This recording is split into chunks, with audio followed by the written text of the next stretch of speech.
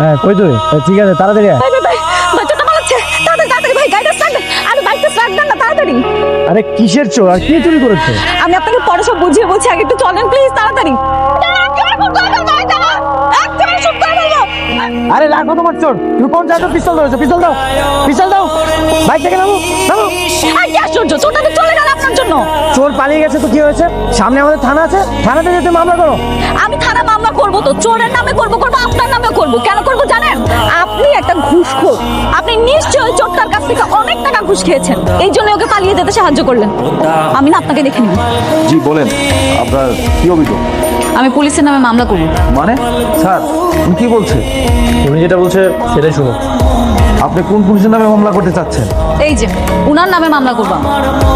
উনি তো একটা ঘুষখোর পুলিশ। উনি কি করেছে জানেন? একটা চোর আমার ব্যাগ নিয়ে চুরি করে পালাচ্ছিল, চোরটাকে আমি ধরে ফেলেছিলাম প্রায়। উনি চোরটাকে পালাতে সাহায্য করেছে। আমি শিওর উনি চোরটার কাছ থেকে অনেক টাকা হাতিয়ে খাবে।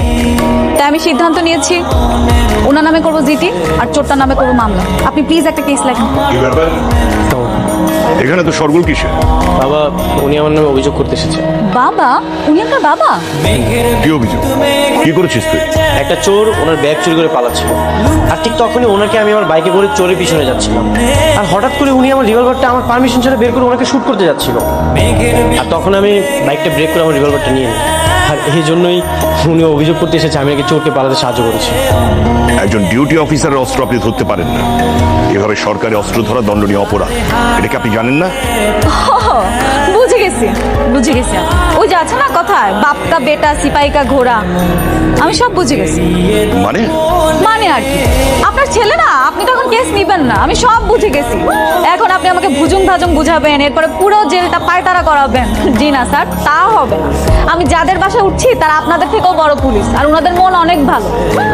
একে তো আমার ব্যাগ চুরি করতে সাহায্য করেছেন, তার মধ্যে আবার আপনি স্বজন প্রীতি দেখাচ্ছেন। আমি তো এর ব্যবস্থা নিবই। আপনি না পার পাবেন না, মনে রাখবেন। বাবা আমার মনে হয় এই মেয়েটার মাথায় সমস্যা। তোকে না বলেছি থানার মধ্যে আমাকে বাবা ডাকবি না? সরি স্যার, আপনি কি এখনই বাসায় চলে যাবেন? না, আমার একটু কাজ আছে।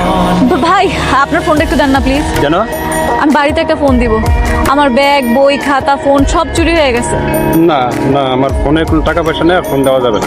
এমন করেন কেন ভাই? একটা ফোন দিতে মাত্র 2টা টাকা লাগে, এত কিপটামি করেন? এটা লোক যে করতে আসে, দান্দাবাজি করার কোনো জায়গা পান না। না আশ্চর্য তো ভাই। ভাই আপনি কিছু মনে না করলে আপনার ফোনটা একটু দিবেন, আমি বাড়িতে একটা ফোন দিব। জি দেওয়া যাবে। হ্যালো, আব্বা, আব্বা আমার তো সর্বনাশ হয়ে গেছে। আব্বা আমার ফোন, ব্যাগ সব ধরে চুরি করে নিয়ে গেছে। আমি এখন কি করবো আব্বা? আমি কিচ্ছু বুঝতেছি না। খালার বাসার ঠিকানা আমার মনে নাই। আব্বা তুমি একটু খালার বাসার ঠিকানাটা কইতে পারবো আমারে? আচ্ছা ঠিকানা হলো sector 35, road number 10, house number 70। সাবধানে যাস। আচ্ছা ঠিক আছে আব্বা, রাখি তাহলে। হ্যাঁ ভাই, অনেক ধন্যবাদ আপনার।